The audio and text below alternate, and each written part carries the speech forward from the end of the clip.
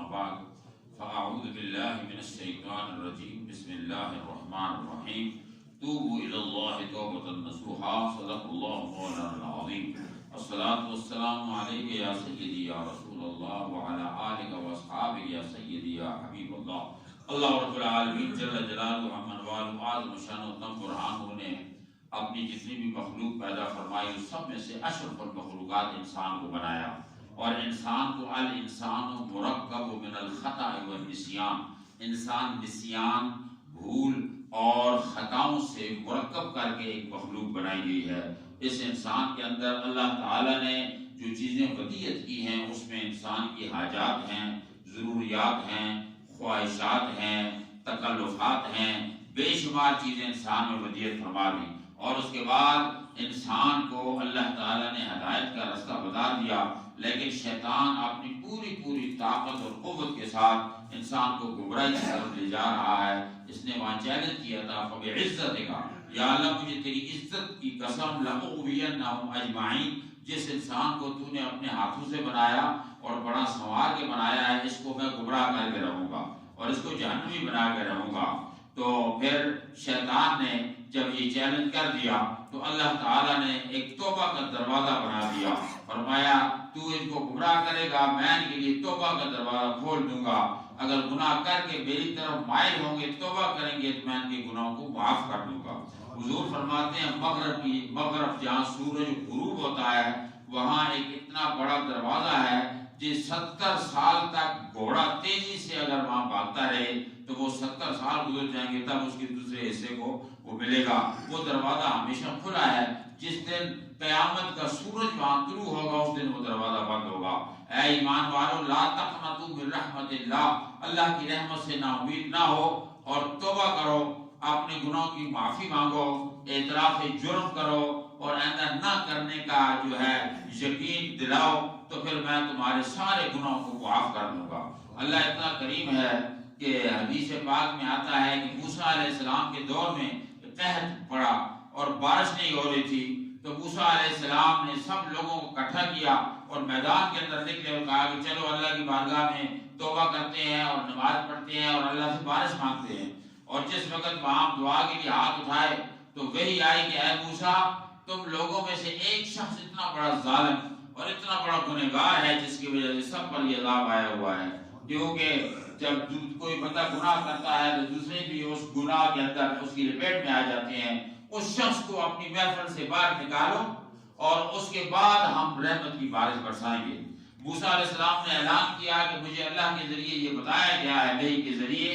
کہ آپ تم میں سے کوئی شخص اتنا بڑا گنہگار ہے لہذا وہ اس محفل سے نکل جائے اور ہماری اس جماعت سے باہر خارج ہو جائے تاکہ اللہ کی رحمت برسے۔ اب وہ بندہ انہی کے اندر ہے جو قاتلی ہے، جو جناب والا بہت بڑا گنہگار سے آکار ہے، وہ اب رونے لگ گیا، دل ہی دل میں روتا ہے کہ یا اللہ میری عزت رکھ لے، میرا پردہ رکھ لے، آج تک میں گناہ کرتا رہا تو مجھے بخشتا رہا، آج مجھے سب کے سامنے رسوا نہیں کرنا، ذلیل نہیں کرنا۔ اب وہ ادھر رو رہا ہے، ادھر رحمت کی بارش برسنی شروع ہو گئی، رحمت کی بارش برسنی شروع ہو گئی۔ موسیٰ علیہ السلام نے عرض کی الہ العالمین ابھی تک وہ بندہ اندر ہی ہے، ہم اسے تلاش کر رہے ہیں، اسے ہم نے نکالا ہی نہیں ہے، تو نے رحمت کی بارش کیسے شروع کر دی برسانی؟ فرمایا اسی گنہگار کی دعا سے میں نے رحمت کی بارش برسا دی۔ اللہ اکبر۔ تو عرض کی یا اللہ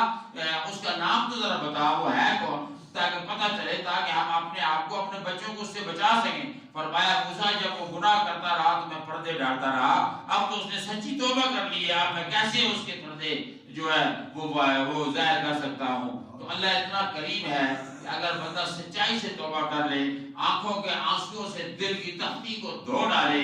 اپنی جرموں کا اعتراف کر دے اور آئندہ گناہ نہ کرنے کا تہیہ کر لے تو اللہ تعالیٰ اس کو پہلے دن کے بچے کی طرح پاک اور صاف اور شفاف کر دیتا ہے۔ اللہ تعالیٰ نے شہر رمضان یہ عشرہ عتق من النار اس لیے رکھا ہے، اس میں اللہ تعالیٰ کے ساتھ آ کر اعتکاف میں بیٹھو، اپنی جرموں کی معافی مانگو اور اپنی زندگی کو حسین و خوشگوار کرنے کے لیے اللہ تعالیٰ کے ساتھ معاہدہ کرو تو اللہ تعالیٰ تمہیں حیات طیبہ عطا فرمائے گا۔ حدیث پاک بہت مشہور معروف آپ سنتے رہتے ہیں کہ ایک بندہ 99 آدمیوں کا قاتل تھا، 99 بندے اس نے مارے تھے، ایک یہی پتہ چلا جی کہ اسے بہت بڑے اللہ والے وہاں ہوتے ہیں، ذکر کی محفلیں ہوتی ہیں، ذرا معلوم کروں جا کے کہ کس طرح میں بخشواؤں اپنے آپ کو۔ وہاں جب پہنچا تو بزرگ بیٹھے ہوئے تھے، ان کے پاس جا کے نا حضور میں نے پڑھا کہ گنہگار ہوں، میں نے 99 آدمی قتل کیے ہیں، تو اب مجھے میرے لیے کوئی رحمت کا دروازہ بتائیں، توبہ کا دروازہ، میں اب نادم ہوں، شرمندہ ہوں۔ تو انہوں نے، وہ خوش کا مولوی تھا، انہوں نے آگے سے کہا جی آپ کے لیے تو کوئی رستہ ہے ہی نہیں، اس کی وجہ یہ ہے کہ تم نے 99 بندے نہیں مارے، تم نے 99 عورتوں کو بیوہ کیا ہے، تم نے 99 کے بچوں کو یتیم کیا ہے، تم نے 99 گھر اجاڑے ہیں، تو کس طریقے سے تیرے لیے کوئی رحمت کا دروازہ ہوگا؟ بس اتنا کہنا تھا کہ اس نے تلوار نکالی اور اس کا سر بھی قلم کر دیا اور کہا کہ پھر سینچری پوری کر دوں، 100 پورے کر دوں، جب میرے لیے کوئی توبہ کا دروازہ ہی نہیں تو پھر تمہیں زندہ رہنے کا کوئی حق نہیں۔ وہاں سے پھر نکلا بڑا نادم، بڑا پشیمان۔ پھر کسی سے پوچھا، انہوں نے کہا جی فلاں جگہ جائیں، اللہ والے ہیں وہ آپ کا رستہ بتائیں گے۔ وہاں پہنچا، وہاں جا کر اس نے پوچھا تو انہوں نے کہا جی آپ فکر نہ کرو، اللہ والوں کے دربار پہ چلے جاؤ، ادھر اللہ والے رہتے ہیں، توبہ کرنے والے رہتے ہیں، ادھر تم جاؤ، جا کر اپنے گناہوں کی معافی مانگو، اللہ تمہیں بخش دے گا۔ اس نے سفر طے کر لیا۔ حدیث پاک میں آتا ہے، پیارے آقا صلی اللہ علیہ وسلم نے فرمایا وہ سفر کرتے کرتے کرتے کرتے کرتے، بڑا لمبا سفر تھا، راستے میں اسے موت آ گئی، موت کا فرشتہ آ گیا اور اس کی روح قبض کرنے لگا، تو دونوں فرشتے آگے، دو نیک لوگوں کی روح قبض کرنے والے جو فرشتے ملک الموت کے نمائندے ہوتے ہیں وہ بھی آگے، اور جہنم میں لے جانے والے اور جنت میں لے جانے والے بھی آگئے۔ دونوں کی آپس میں چپکرش شروع ہو گئی۔ انہوں نے کہا کیا بات ہے؟ نیکوں والے فرشتے کہتے ہیں کہ یہ بندہ نیکی کی نیت سے، توبہ کی نیت سے جا رہا تھا، اس لیے یہ بندہ جنتی ہے، ہم اس کو جنت لے کے جائیں گے۔ دوسرے کہتے ہیں نہیں، اس نے تو 100 آدمی قتل کیے ہیں، 100 گھر برباد کیے ہیں، یہ تو جہنم کا حقدار ہے، ہم اس کو جہنم لے کے جائیں گے۔ اللہ تعالیٰ نے جبریل علیہ السلام یا کسی فرشتے کو بھیجا اور وہ جناب والا آ کر ان کے اندر فیصلہ کرنے لگا۔ اس نے کہا جہاں سے یہ چلا ہے اور جہاں تک اس نے جانا ہے اس ساری جگہ کو ناپو، اگر پچھلی جگہ زیادہ ہو اور اگلا رستہ تھوڑا ہو اور اس حصے میں یہ داخل ہو چکا ہو جہاں یہ توبہ کرنے جا رہا تھا تو پھر یہ جنت کا مستحق ہے، اور اگر پچھلے حصہ کم ہے اور اگلا زیادہ ہے، یعنی اگلا دور ہے اور پچھلا کا ناپ کم ہے تو پھر جہنمی ہے۔ جب جگہ کو ناپا گیا تو اللہ کی رحمت جو ہے بڑی اللہ کی رحمت جو ہے انسان کے لیے، کہتے ہیں نا کہ رحمت بہانے ڈھونڈتی ہے، اللہ کی رحمت سے حکم ہوا ہے زمین تو سکڑ جا، پچھلی زمین کو اگلی زمین سے کہا تو ذرا تھوڑی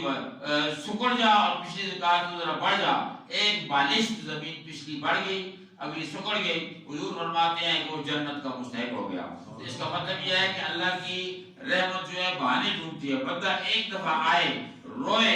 آنکھیں جو ہے جھکائے، نادم ہو تو اللہ تعالیٰ اسے بخش دیتا ہے۔ جب اللہ بخشتا ہے تو پھر انسان کے بارے نہایت ہو جاتے ہیں، انسان کو فرد و شادمانی مل جاتی ہے، سکون و اطمینان کی دولت مل جاتی ہے۔ یہ توبہ کیسے قبول ہوتی ہے؟ لوگ کہتے ہیں توبہ کا پتہ کیسے چلتا ہے؟ توبہ کا پتہ تب چلتا ہے جب آپ کا دماغ مطمئن ہو جاتا ہے، خوش ہو جاتے ہیں، باہر نکلتے ہیں، ہر بندہ سلام کو سلام کرتا ہے اور گھر والے اطاعت کرتے ہیں، کوئی جھگڑا نہیں، کوئی پریشانی نہیں، تو سمجھو کہ توبہ رب کی بارگاہ میں قبول ہو گئی۔ اللہ تعالیٰ سے دعا کریں رب العالمین ہم سب کو سچی توبہ کی توفیق عطا فرمائے۔ الہ العالمین ہمارے دلوں کو اپنی محبت سے یا اللہ منور کر دے، یا اللہ تمام مسلمانوں کو شہر رمضان سے مستفید فرما اور حشر عید کو من النار سے مستفید فرما۔ اللہ تعالیٰ فلسطین و کشمیر کے مسلمانوں کی مدد فرما۔ اللہ رب العالمین شہر رمضان کو ہم سے خوش ہو کر یہاں سے روانہ فرما اور عید کی خوشیاں سب کو نصیب فرما۔ یا اللہ ہمارے والدین کریمین، آبا و اجداد، رشتہ دار، عزیز جو مسلمان دنیا سے ایمان سلامتی کے ساتھ گئے ہیں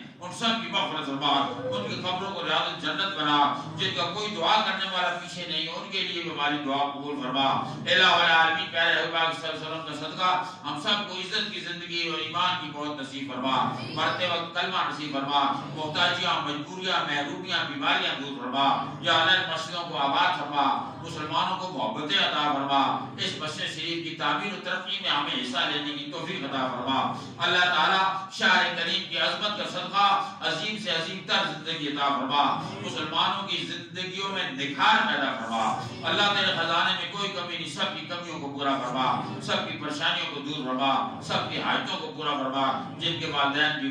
بیمار ہیں انہیں شفا و صحت عطا فرما، اپنے پاؤں پہ کھڑا فرما یا اللہ تعالی ہمیں مستجاب الدعوات بنا، اللہ تعالی ہماری دعائیں قبول فرما، سمعنا واطعنا غفرانک ربنا والیک المصیر، وصلی اللہ تعالی علی خیر خلقہ سیدنا حبیبنا محمد وآلہ واصحابہ اجمعین برحمتک یا ارحم الراحمین. جزاکم